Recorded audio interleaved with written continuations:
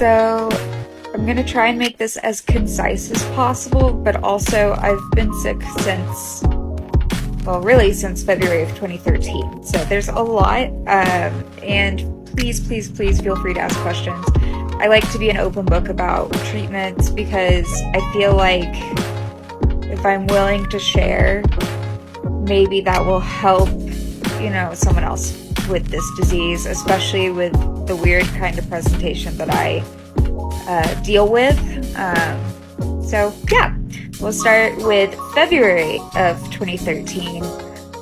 So I my arm got hit with a car door. It didn't shut all the way. The wind took the door, and I ended up getting compartment syndrome. I don't know if you can see the crazy scar. It goes from here to right up at the crease of my elbow, and then on the other side I had 4 surgeries within 9 days to save my arm from amputation. If you want gruesome pictures of that, not sure how I could ever post those and not get taken down, but I can give that story later. But after that is kind of when I started experiencing more and more illness, and symptoms just kind of kept creeping in. But we weren't really sure if it was recovery or what else was going on. Throughout the time between February 2013 and December 2013, I was undiagnosed and we really didn't know what was going on. I was having pre-syncopal episodes and quite a few full syncope episodes, but they didn't seem like true unconsciousness because I was somewhat aware of things around me. And so I was initially I started off in hematology because the compartment syndrome situation, I can make a separate video, but that is a very rare thing to show up 5 days after an injury. So they thought maybe there's a blood disorder going on. And I vividly remember, actually ended up working in this clinic, but I vividly remember this doctor looking at me and going, well, it's definitely not lupus, which then threw us off that track entirely for 10 months. And yeah, it was kind of funny. She doesn't remember me, but going to work with her for 3 years was always like, you caused a lot of situations for me. But anyways, started at hematology, couldn't find a reason for me to be having dizziness with standing and syncope. And those were really my only symptoms in the beginning. And so we just kind of wrote it off as your body just had 4 surgeries, very traumatic, that can take time to recover. Eventually, though, I started getting pretty significant joint pain, but also I worked at a dance studio. I was a dance minor, and I was a competition dancer since age 10. So freshman in college, it kind of just, it made sense, that my joints would swell and that type of thing. And then eventually the pain just kept increasing and increasing. And I got sent from doctor to doctor to doctor. I was getting increased severity of symptoms. So I did not get the malar rash. I didn't have hair loss at the time. This was about 5 months into it. But I was having crippling joint pain that came with fevers. And there were nights where I lived on, basically there were 4 flights of stairs to get up to where my bedroom was in this college townhome type situation I was living in at the time. And two or 3 nights I chose to sleep in my car because it was just too painful to get up to my bed. And that's a level of pain it was bad. And so that's when I really started trying to figure out what the heck? Like, why am I dizzy? Why can't I move the same way? Why are my joints swelling? And that type of thing. Well, I got sent to neurology, who we had one abnormal finding, and they were convinced that it was porphyria, which is aka like vampire disease. Google that. It's an odd one. Didn't fit that at all, so I was very confused. But we did MRI. I wasn't having TIAs, which are like mini strokes. Everything checked out okay there, so they eventually had me go see cardiology. So I was with an electrophysiologist. Message me if you live in Georgia or can get to Georgia. He is incredible. So we did the tilt table test. That was positive, but not in a way that is typical to POTS. So at the time, he said it was primary autonomic dysfunction. So that means that it is just a dysfunction, most likely genetic. That he couldn't find a cause for it. So I was put on Midodrine and Florinef at pretty low doses. The Midodrine made me feel like I had a head cold, like 24/7. It just kind of gave me that, like, no body, it didn't cause pain, but like a really full feeling in like my face and head, and it wasn't pleasant. So I requested to try something else. We did Pendolol for a little while, and that was okay, but it dropped my blood pressure, so it kept my heart rate down, but my blood pressure also went down, and so I had actual syncope episodes where I was getting like injuries, and those episodes were becoming debilitating because I was in college. I was actually in nursing school, or pre-nursing school at that point, and so it was just chaos. But the Florinef, I didn't notice very many side effects from that, so we increased the dose of that, and he referred me up to Vanderbilt, to their autonomic specialists there, and they did all the testing, and the Dr. Shabao, did my testing, and like they basically do all the tests in one day, and then you have an appointment with the doctor at the end of the day, to go over your results and to see if it is actually autonomic dysfunction. So it was a 2-day process, and so it showed small fiber neuropathy in my lower legs, which is very common with autonomic dysfunction, and poor temperature regulation. My legs turned purple. By the end, she was like, yeah, you have dysautonomia, but we don't know what's causing it. She started me on Corlinor, which is, that has been a game changer. It helped my syncopal pre-syncope episodes so much, and it had like it has 0 side. I'm still on it. We're talking about back in 2013 when it first came out. But yeah, so it showed autonomic failure, but we still didn't have a cause for it. I didn't fit the bill for any of like the genetic conditions that would cause pure autonomic failure to progress. And I was still losing weight. So I went back to my cardiologist, and he was like, look, you need to go see GI. So of course, go and see GI, and talk about just a really disheartening situation with that whole thing. So I was having vomiting quite a bit. He did an upper scope and a colonoscopy, and there obviously was nothing structurally wrong going on. And then he ordered a gastric emptying study. Now, these were run while I was inpatient, and we had done the anesthesia the day before, and I was on pain and nausea medications, including Phytergan and Zofran, which both slow down your gastric emptying, as well as anesthesia from the day before. So I got a diagnosis of gastroparesis, and this doctor said that I needed to get a feeding tube and that if that worked, I would need to get a permanent feeding tube, and I didn't agree. I was like, what?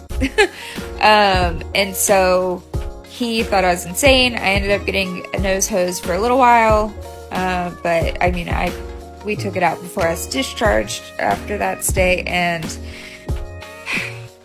yeah, he was very condescending, really unpleasant, and kind of ruined my faith in GI doctors altogether.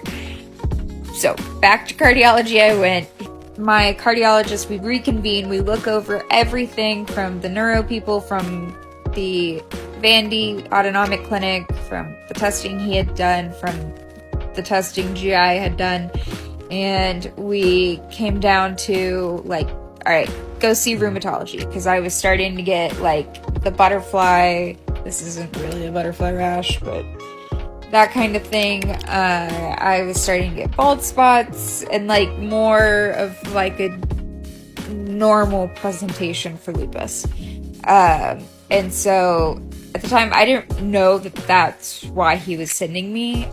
He was sending me for joint pain is what he told me. And so I went, I saw my rheumatologist for the first time. I thought he was a complete jerk. He like asked me like 17 questions and answered none of my questions, drew like 14 lab tubes, and this was December. So like this was after 10 months of like going from doctor to doctor, feeling crazy because like there was something wrong and we could not figure out what it was. And yeah, so first appointment, we barely spoke. He asked me a bunch of yes or no questions, got labs, and sent me on my way. And that was on December 2nd. And then December 5th of 2013, I can vividly remember this day, or at least this moment. I was sitting on a couch in the townhome in a dark room holding a teal cup, get a call from the office, and it's him, my doctor. And he says, Megan, we need you to come to the office. We're going to give you some IV steroids. Your complement levels are extremely low. Your inflammatory markers are extremely high. You're ANA positive, and I believe you have lupus. So we need you to come in, and for the next 3 days, you're going to come in and get a gram of IV steroids each day. And I said, okay. I wrote down what he had told me, and I hung up, and I literally Googled lupus because it wasn't on my radar, because that one doctor who I learned later was a first-year fellow said I didn't have lupus. So I was like, what? Okay. I do 3 days in a row with a gram, so 1,000 milligrams of IV steroids in a row, and I felt like a whole new human being. I mean, who wouldn't? But like my fever like was down. I like could move my joints. It was good. And also a little scary because that kind of confirmed that like this might actually be what's wrong with me. So I was started on, originally we didn't think it was causing a lot of problems. Like we thought that it was just the fevers, hair loss, and joint pain. Because those of the symptom list, those were the ones that like we could see clearly were going on.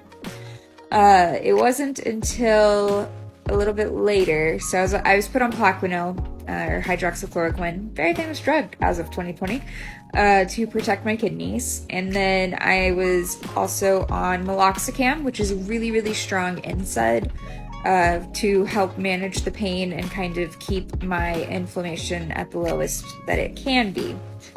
But when I went back up to Vanderbilt for a follow-up with the autonomic specialist there, that is when we learned, or she did testing, and we learned that my immune system was causing the autonomic dysfunction. And that kind of shifted gears in how severe my disease activity was. So we did a lot more testing. We did an echo, we did a bunch of scans just to like really evaluate what's going on, because usually young females, especially white Caucasian females that present with lupus, have very mild lupus and don't need the heavier duty treatments. But with this development, it is technically counted as nervous system involvement because autonomic nerves do not heal very quickly. So once we heard from Vandy that doctor believed that my autonomic dysfunction was of autoimmune source, so basically my lupus, my immune system was attacking my autonomic nervous system. And nervous system involvement in lupus is very serious, and that is because it is very hard for the nervous system to recover once certain damages are done. So that's when we started really stepping up my treatments for lupus. So I went from meloxicam and Plaquenil to switching the meloxicam to a steroid injection, Acthar, because I also was developing bleeding ulcers along the bottom part of my esophagus, which that comes into play later. I was still having GI issues, still losing weight, still like oral steroids of any sort was causing me to lose weight. Like they would put me on prednisone and I would drop 10 pounds, which nobody does that on steroids, but it just made me so sick. And yeah, that'll come into play later. But we tried Imurin first, and that caused early stage liver failure. So that only lasted like 2 weeks and my liver numbers went phew. So we switched gears. We switched over to CellCept, which I hatefully refer to as the purple people eater, because if any of you have ever started CellCept or increased the dose of CellCept, oh, that leg pain. It does get easier. My body is now very used to CellCept. It's been on it for years and years, but anytime we mess with the dose of that medication, bring on the vomiting and bring on the leg pain. Like, holy moly. So I was on Plaquenil, Acthar injection once a week. We did CellCept as at 0.5 for a while, and that just kind of gradually kept going up as my disease activity went up. And then we eventually, after a couple of months, added Benlysta. And just a little background on what lupus actually is. So it's an autoimmune condition. Your B lymphocytes are your memory cells, and they develop in the bone marrow. Think of bone marrow as boarding school for that white blood cell.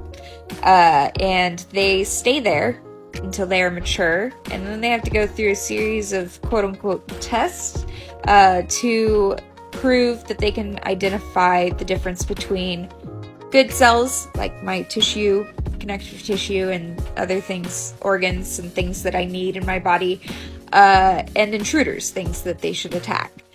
Because once a B cell is out and about, they become your memory cells, and they will flag things that they think are dangerous or have seen before. That's how a lot of vaccines work and all that fun stuff. So, Benlysta doesn't really let them leave the bone marrow. It kind of just, it takes away a component that B lymphocyte is going to need in order to get out of the bone marrow. So it limits, it's a very rudimentary way of explaining it, but that's essentially what it is. It's an infusion I got every 4 weeks. By my 8th infusion, it was taking like 13 sticks, and I was getting IVs in my armpit, so I ended up with my port, not this one. I had one on this side, and I had her Princess P, the Purple Power port. I was working at a kid's hospital. That's the only reason it has a name, but also if you need it to cope, name it, whatever you got to do. So I was on that. So at that time, I was still getting sick though, like nauseous and sick. So I was given some IV nutrition, like at the halfway point. So like I would have Benlysta, and then in 2 weeks I'd come in for a vitamin bag and whatever electrolytes I needed because I was still throwing up at this point, and then 2 weeks later. So I was there every 2 weeks. And we managed with that combo for a while, and then things started getting worse and worse, and we started experimenting with combos of medications, and this is when I got sent to Vanderbilt Rheumatology. I was on methotrexate at maximum dose, CellCept maximum dose, and Plaquenil maximum dose, as well as Benlysta. So those were the medications that I took, and then I had IV Solu-Medrol infusions if I absolutely had to have it, because the oral steroid situation, we found that was causing a problem. So finally got to add fiber back in my diet. We disproved the gastroparesis diagnosis, which I knew I didn't have the whole time. And so that helped a lot. I was able to get a little bit better control of nausea, but of course the medications also caused nausea, so that was chaotic. And then the pandemic started, and that was when we decided it'd be a good idea to stop Benlysta, the one medication that has been like our go-to, and try Rituxan. So we didn't change any other meds, we just switched from Benlysta to Rituxan, and it was an epic fail. The Rituxan wasn't too terrible side effect-wise on its own, but I ended up getting a high fever for like almost a year, which during COVID times, that made my life very interesting, very difficult. I got tested for everything the infectious disease doctor could think of. I had bone marrow biopsy, which basically just said autoimmune, it looks like an autoimmune inflammatory response in my bone marrow. So essentially, Rituxan did not work, and I was put back on Benlysta, and we did the loading doses all over again. And so, yeah, that was rough. Then we kind of just kept on keeping on, hoping for the best. I did my Benlysta. I was back on the combo that I was on before, and fast forward to this past year, we decided that we were going to try a treatment combo that is in phase 2 trials currently. So the combo of Rituxan and Benlysta being used together is still in phase 2s. I believe they're about to start phase 3 research, but of course that took a lot of work. So I get sent up to Vandy because we know that my autonomic nervous system is involved. It's getting attacked, and that it's not doing well. And we had me on Benlysta, Acthar injections, and then Plaquenil and CellCept. So those were my drugs that I was on at the time to try and manage things. I was still getting sick, and I had an increase in autonomic nervous system issues at that time as well. So went up to Vanderbilt. They did some testing. We found that my kidneys were showing signs that they were getting